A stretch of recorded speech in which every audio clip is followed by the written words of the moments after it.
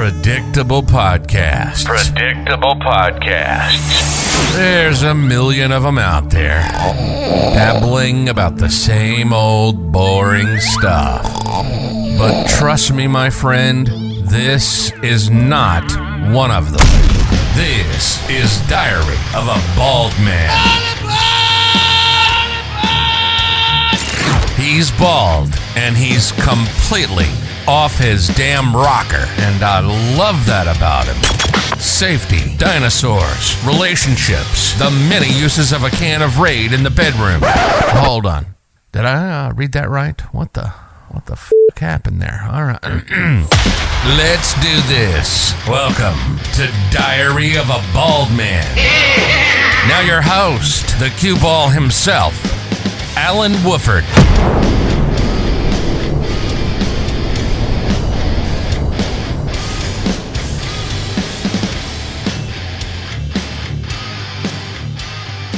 Hey everybody, thank you for joining us today. This is Alan Wooford on Diary of a Bald Man, and today I have the distinct pleasure and honor to have Logan Tsotsoros coming to us. Logan, how are you? I'm doing well this morning. How are you doing? Not bad. I'm doing better now that I'm getting a chance to talk to you. You know, I've been following you on LinkedIn and on Facebook and getting to see a lot of what you do. But, you know, Logan, for everybody that's just joining in, if you don't mind, tell us, you know, your name, what you do, and where you're currently calling in from. So, my name is Logan Tsotsoros. I am an environmental health and safety coordinator in Tulsa, Oklahoma. Tulsa, Oklahoma. So let me ask you, if we were to come out and visit you out there, what would be one go-to place that we'd have to go to try food? What would be like a great restaurant or somewhere that you enjoy going to? It would have to be Oklahoma Joe's. I Oklahoma absolutely Joe's. love Oklahoma Joe's. It's barbecue food. Every time I have family in from New York, they are like, we have to go to Oklahoma Joe's. And see, that's funny you say that. I have what's called an Oklahoma Joe's grill that my wife got me. I wonder if it's based off that. I don't know. Huh, I'll have to look it up. So you really like barbecue? Do you like to do any type of grilling or smoking yourself, or is that just something you've not gotten into yet? It's not something that I have gotten into yet. Okay. Where's the best place to go skinny dipping in the area? If somebody was to come out there and just had to have that, you know, type of activity. I honestly don't know. I'm not the skinny dipping type of dude. Okay. You know, and neither am I, but I'm going to try it once I come out there just because, you know, there's got to be one good place for people just to let it hang out, relax, be one with nature, and, you know, go from there. Yes. So, Logan, you know, on a serious note, are you from the state of Oklahoma? Are you transient? You know, did you go there because of work or were you born and raised? I was born and raised here in Oklahoma. I was born in Oklahoma City. Oh, okay. And then once I was 1 or 2, my parents moved us up to Broken Arrow, right outside of Tulsa. And I called Tulsa home for like 23 years of my life. Right. And then once I got married, I moved out of Broken Arrow and moved to Pryor, Oklahoma, about 40 minutes east of Tulsa. Now, is that, you know, when we're talking about geography and everything, is that like pretty much farmland? Is it flat? Is it mountainous? What type of terrain do you have out there? So where I live right now, it's pretty much farmland. So Okay. I go out my front door and I see cows, horses. Yeah, we live on a farm. We rent Wow. from a farm. We rent our house, but we live on a farm. Okay. I like the sound of that.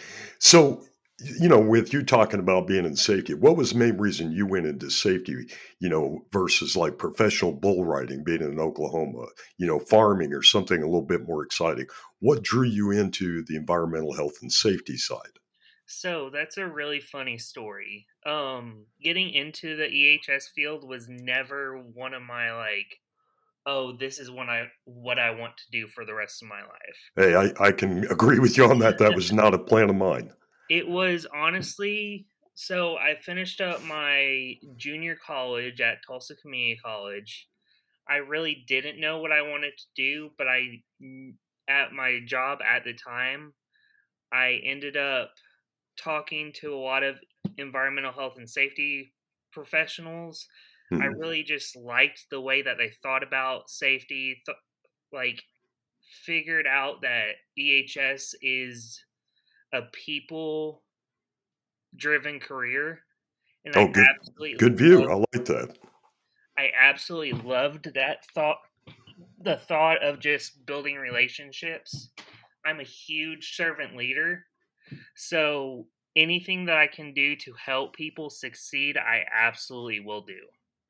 Yeah, and I've seen, some of the emphasis on that on LinkedIn where you try to support people or, get information out that's going to benefit somebody. Because that's not something personally that I see a lot of EHS personnel do. Not that they don't want to help others or help them grow or help them develop, but it's just kind of like they're hesitant to say, "Hey, you get this, and go for this."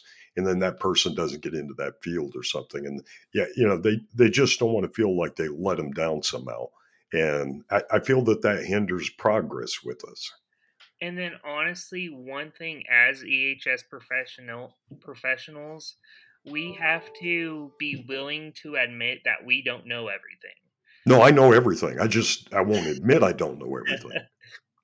When Yeah. it comes to issues in the field, I really feel like if people do look up to us to know the answers, even though we may not have it right there, it's okay to say, "Hey, let me go look this up and I'll get back with you," instead of providing them with an off the wall answer not based on OSHA or what they're actually looking for. It's okay as an EHS professional to pause and go do your research and then get them a correct answer. I like that. I like that you put in there about, taking that pause and then researching for the correct answer because, so many people today, and I'm not blaming it on social media, but a lot of them want instant answers. They need that, not Yes. just gratification, but information. And we don't want to just throw it out there and it be incorrect. So I like your stance on that. Is that something that you personally feel is really important is just not to throw things out, but to make sure you're giving them the best, or what brought that around? I personally feel like, especially if you're in charge of environmental health and safety at a site, at a company, it's really important to give people the correct information, especially since your title is safety. You want them to go home in the same way that they came. You don't want them to go home with a cut or scrape, because then it just those little things will eventually lead to a bigger issue. Oh, I agree. Now, I disagree in one regard because there are some engineers and project managers I wouldn't mind seeing go home with a few bruises, but yeah, it's just because of the way I see how they treat or work with others. And when you look into it, with you just getting into EHS the way you did and having the conversations that led you over to this, is there an industry that you would love to eventually become a subject matter expert in? Whether it be agriculture, general industry, construction, mining. I mean, you just getting boots on the ground with this type of work activity. Is there something you'd like to try, or do you want to try a little bit of them all, or do you see a need for very specific types of safety in Oklahoma where you're at? So, let me answer that in two parts. Here in Oklahoma, it's really big on oil and gas. We're a big oil and gas in the big oil and gas region of the country. For me personally, I would like to go into heavy manufacturing, just because I know there's a lot of room to make an impact in that sector, make things safer. It's always changing. It's not Safety is always changing. It's not going to be just stagnant like, oh, one day we wake up and everything's good. Everything's right in the world. Everything's changing with technology changing the way that it is. Manufacturing is always going to be changing. I personally want to become a leader in EHS in the heavy maybe not heavy manufacturing, but in the manufacturing world. Okay.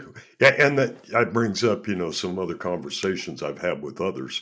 There was some concerns with DHS personnel that I'm working with here in Tennessee and in North Carolina. Some of the changes they're seeing in manufacturing, whether it be, heavy and industrial or automotive and stuff, uh, there's a lot of robotics. There's a lot of things that workers are not used to. And it's become more and more prevalent.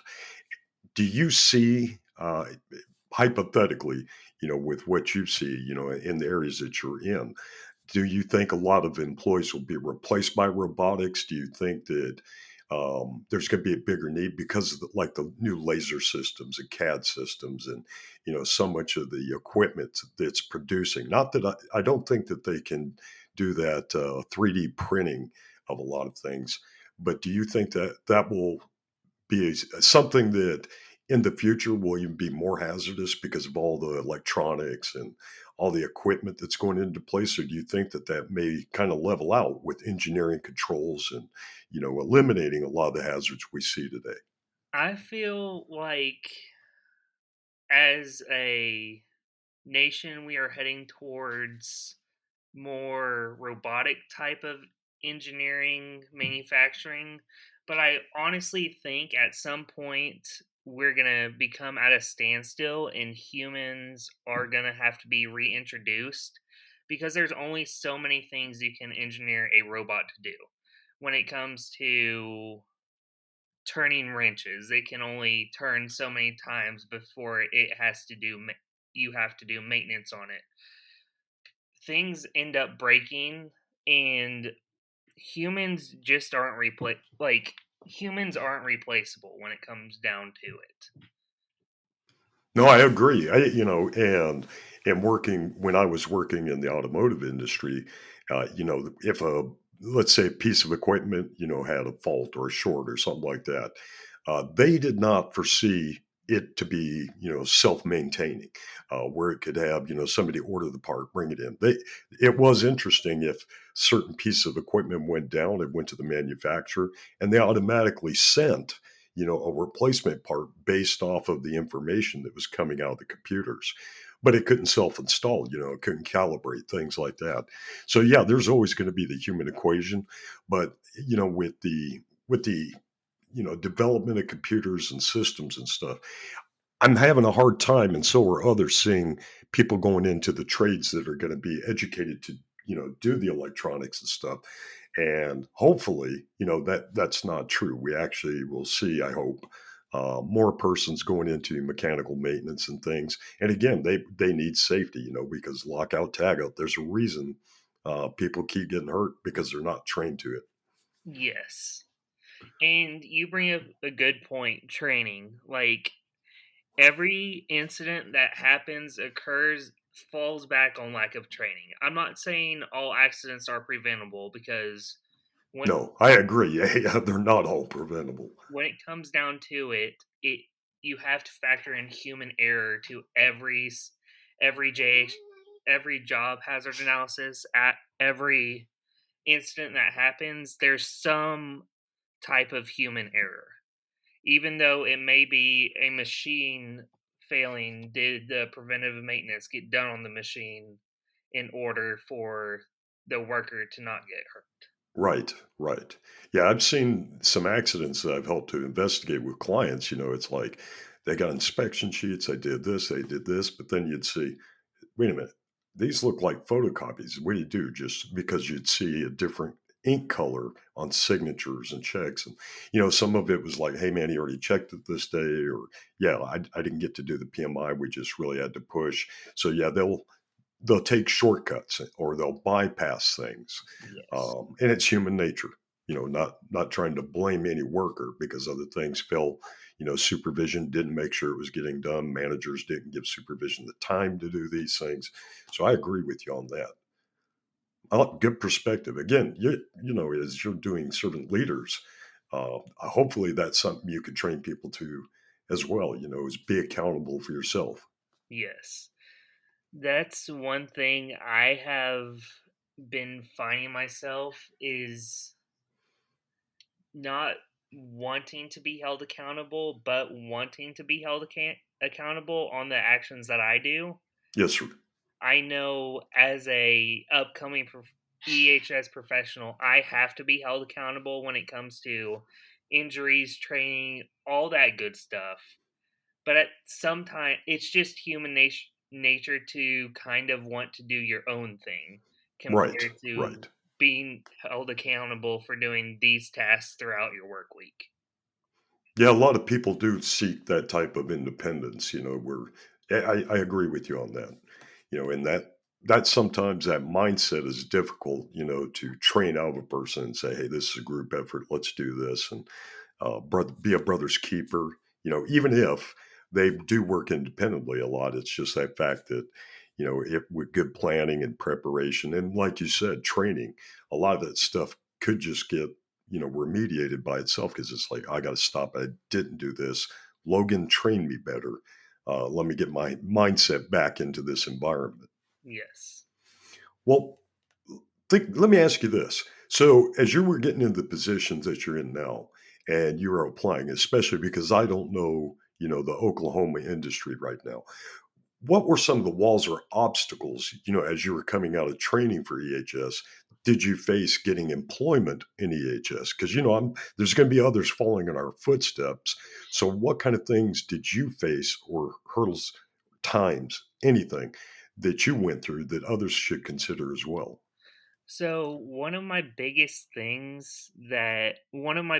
hurdles once it came to finding a job in the field was everybody was looking for 5 to 10 years of experience when it's an entry level job. And honestly, just during my interviews, I had to be completely honest as possible with what I do know, what I didn't know. Just honesty really seemed to stick with people. And Absolutely. in knowing what you do know for the safety field and what you don't know. And also just having that willingness to be like, I want to learn. I don't know it yet. I want to learn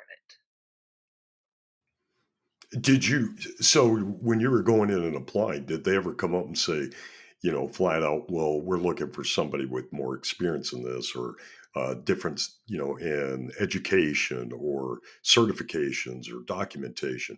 Were were any of those ever brought up in your processes? Yes, so many times.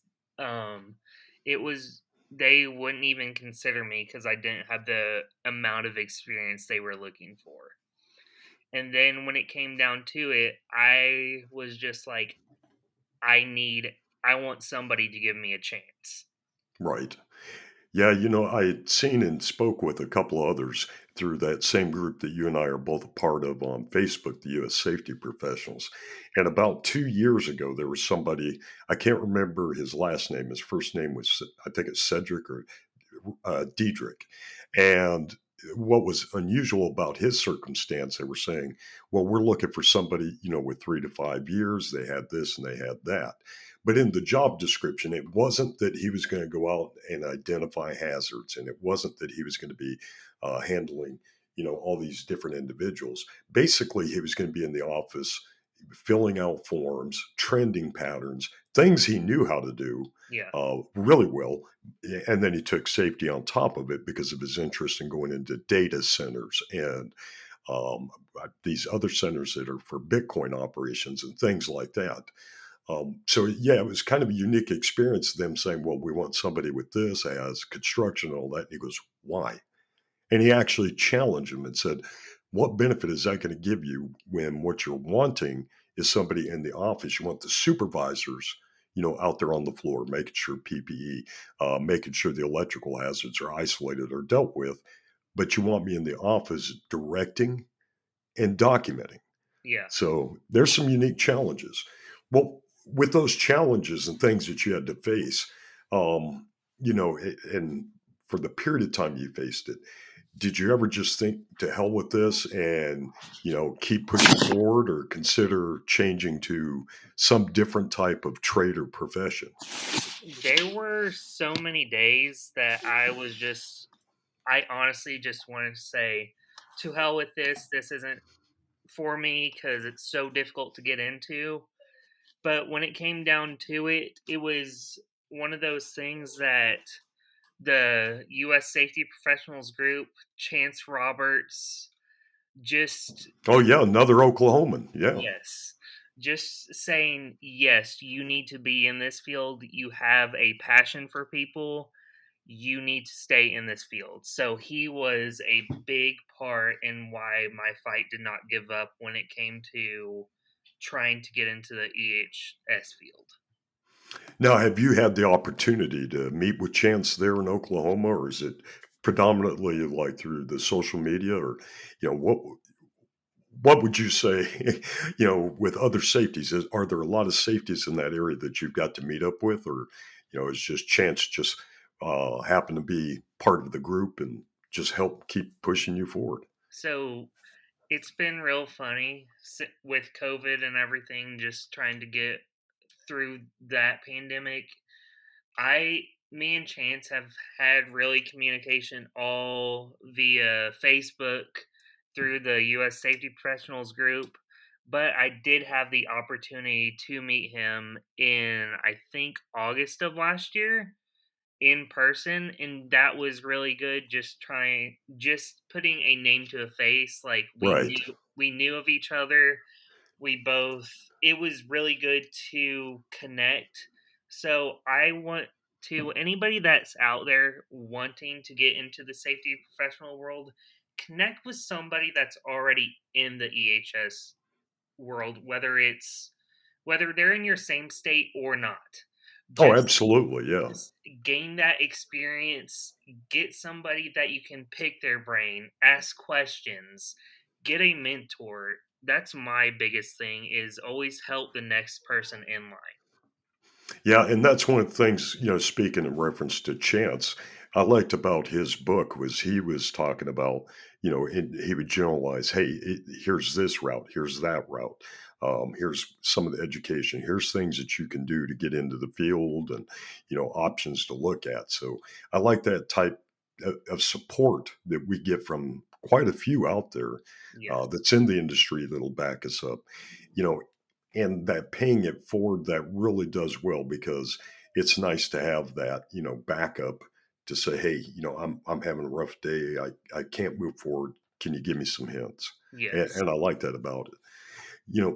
When you look at that kind of support and things like that, now that you're involved with safety, are there things that you wish you would have known before you got the boots on the ground that maybe the educational system didn't prepare you for?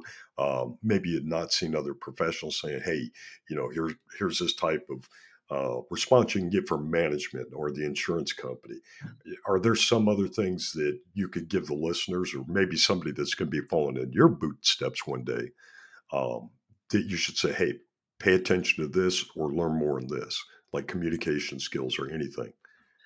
Communication skills. You brought up a very good point. As uh as somebody that's wanting to go into the EHS field, they need to have top-notch communication skills, because as like EHS is a very people driven degree. We do know safety. We were educated in safety, but in order to express safety to upper management and to people on the floor, you have to be able to communicate professionally and honestly, just not dumb safety down, but on a level that the shop floor employees will understand. So you have to be able to communicate to upper management and to employees below you. Right. Yeah, I like how you put that, because there is a varying degree when we do communicate with, the upper management, the C-suite, the guys on the floor, support staff, housekeeping, whatever they are. And I'm glad you put emphasis on that, because a lot of the past people that I worked with, they'd say, well, I don't talk to them. I talk to their supervisors. I let them. And that was one of the things I hated, was dumb it down, you know, and just assume these guys couldn't comprehend the information that you provide them. Yeah. And it's one of those things in my role that I've been in for 3 months now. It's one of those things that I know I have computer work that I need to do, but I've prioritized being on the shop floor, getting to build relationships with the people on the floor. Because at the end of the day, we as safety professionals have policies, programs, upper management to deal with. But at the same time, you want your employees to feel comfortable stopping you whenever you're going to a meeting and pointing out a specific hazard because we don't see hazards 24/7. We're not on the shop floor, we're not the worker, we're support staff. So at the end of the day, we need to gear our minds in order to help the people on the floor. I like that. Yeah, get that gearing of the mind and setting that mental mentality and preparing for it. I like that. And one of the things I do with the safety committees that I've been working with here in the past 2 years is before I go to a meeting with them, because they're going to give their observations, they're going to give things that they found that may be in unsafe acts, unsafe behaviors, unsafe conditions, but they generally start with behaviors.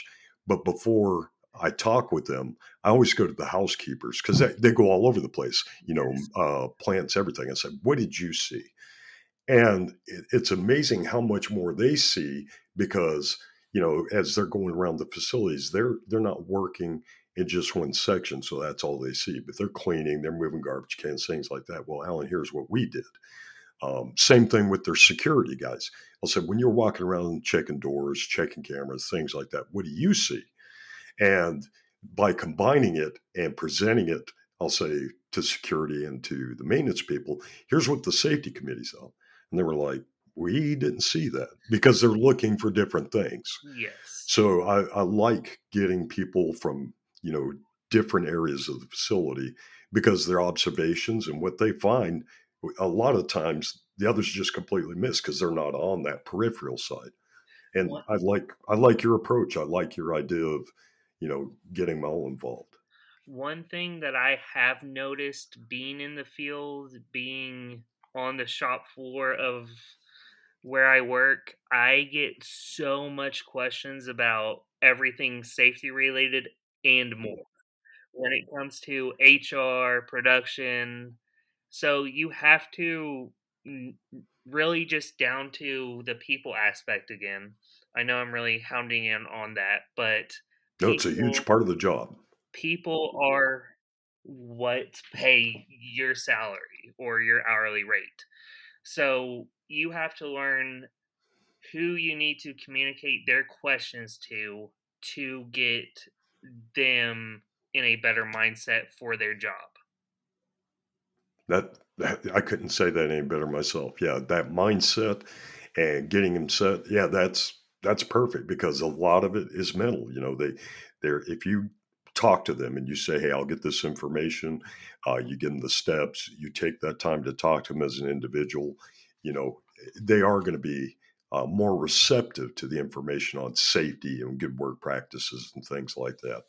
And if you talk You ought to to preach on the side. Yeah, you ought to be a preacher on the side. Yeah, if just you add that. if you do end up talking to people and they need answers, make sure to follow through, follow up with them.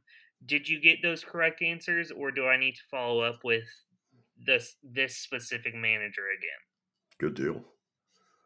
Well, when you're out on the floor and you're doing the things that you do and you work, so well to maintain relationships and to build these one-on-one relationships so they have that comfort. Are there any days in which, your faith and your ideas and things where you're questioning, you're wishing like, I wish I went in another direction? Or do you accept the challenges and grow and build from them? I have in the beginning there were a lot of doubts like, oh, maybe I didn't pick the right career even though I am a people-oriented person. I didn't realize how much just pouring out that I was going to have to do. Hmm. And there were several days that I just went another that almost I was like, screw this, I'm going in another direction. But when it came down to it, I could become a customer service representative. And no offense to them, that this is just my one thought away from environmental health and safety. That is still people oriented, Right. but it would not be as rewarding as the environmental health and safety field, seeing the impact that you made on other people. I absolutely agree, and I like that you find it rewarding. But, when you think about it, there's sometimes I see professionals or practitioners and others in our trade get so frustrated they get mad, and I said, step away, get out of this environment for a while, take a break, uh, gather yourself up, take some other training, because they get to the point where they just quit trying, and they go out, maybe on a construction thing, where it's just short term. They step away because it's like, I can't go back to that business because 5, 10 years, all my work and stuff just went down the drain, and they just get so despondent and so frustrated. Like 2 years ago, we were looking at suicide rates among the professions, and when they were talking about safety and HR being up there, it's just that frustration that they face, and they didn't step out of it. Yes. So, speaking of stepping out, what do you do on days where you're extremely stressed or where you feel like, you're putting in all the right things, you're getting out the right information, you're communicating in a great manner? What does Logan do for Logan to get back into a good mindset? So, what I have to do 99% of the time is call my wife, get somebody that I trust, that I can just vent to, tell them how it is. And maybe it's one of those that I take a longer lunch if it's before lunch, or leave right when I'm supposed to leave, not a minute after that day. Uh, if I'm just really frustrated, I have to have that mentality of I want to give my best to everybody. I need to go to my safe space, get recharged. And that may look like me listening to a leadership podcast, Okay. me reading the Bible, me praying, giving a few minutes back to God. I'm not trying to make this spiritual or anything, but I'm asking what Logan does, so tell me what Logan does. Don't worry about spiritual or esoteric. You tell us what Logan does because some people need Jesus. so what I absolutely do when I'm just down on myself, I turn on worship music on the way home, or on the way to work. I blare worship music. I kind of honestly forget everything else that's happening and just focus back on God and my relationship with Him, who I know is my comforter and my provider at the end of the day. Well, thank you for sharing that, brother. I mean, I like that you go to your wife first. I do that too. But when I call my wife, it's to get her and her sister to come out to that job site and start throwing hands Yep. because I'm on the clock. I can't do it. And she's going to start with me, I assure you, because I Yes. met her when I was her safety. But, same thing. I'll listen to brown noise, white noise, things with no speech, no anything. But I like how you have your relationship and your belief and your faith to, pull that back into. So before we get going, and end the show, because we've got that timeline. What words of advice that you've not already presented would you give to others who may want to foolishly go into our profession instead of becoming professional television producers or throwing hamburgers for the Food Network or, things like that?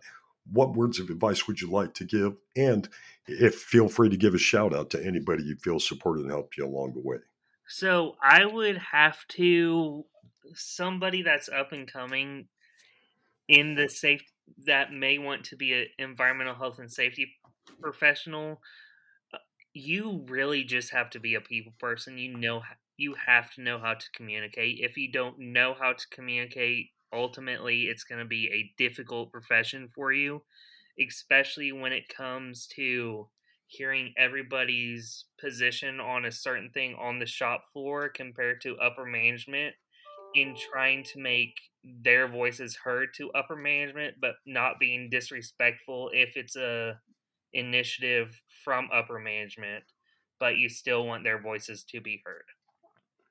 That is well said, brother. I'm almost speechless. I mean, that was well said. So for those that are listening to you that are feeling empowered and motivated by you, how can people find and connect with you to continue conversations, maybe to reach out to you for mentorship or some type of leadership support? If is there any platform that you would like for them or invite them to connect with you on? So I have a LinkedIn. That's probably the easiest way to connect with me is through LinkedIn. I also have a website slash blog. It's safetylogan.weebly.com. And also my email is on that website. So that email is a easy way to connect with me. Also, I just want to give a quick shout out to my former boss from back in the day, Tom Graham. He's been nothing but supportful with me through this whole journey of being an environmental health and safety professional. Good for you, Tom. Thank you for that. Chance Roberts, you, Never there, heard of Chance. Never heard of him. Keep going. Keep going. my wife. Honestly, it's one of those things that I could keep naming names because even if they've supported me, one sentence that's impacted me in this career, there's a list of many names I could go over, but those are the th- three or four top ones that I can honestly just think off the top of my head. Well, yes, sir. And thank you for sharing that, Logan. Thank you for sharing your, incredibly valuable time and personal time to get this done. Hopefully, for all those that were listening, you get the message that, it's important. Like I say at the end of every show, plan, prepare, communicate, and engage.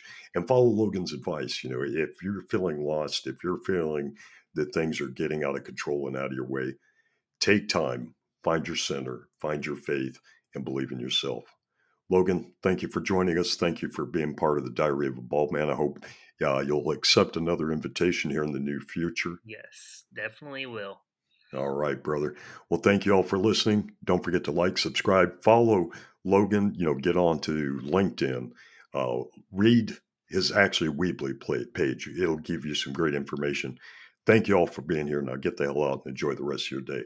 Logan, thank you. God bless you. And I hope you had a good time. Yes, definitely enjoyed it. Thank you again for inviting me. And we'll be inviting you again, brother. All right. Take care. You too. You've been listening to the Diary of a Bald Man. How do you feel? A little dizzy? Maybe a little nauseous? That was one hell of a ride, I know. It's our passion to make you feel as uncomfortable as possible. We hope you've enjoyed the show. We know we had a blast. Make sure to like, rate, and review the show. We'll be back soon, but in the meantime, Google Alan the Safety Guy. You'll find all the socials there. Connect with us, or else. See you next time on Diary of a Bald Man.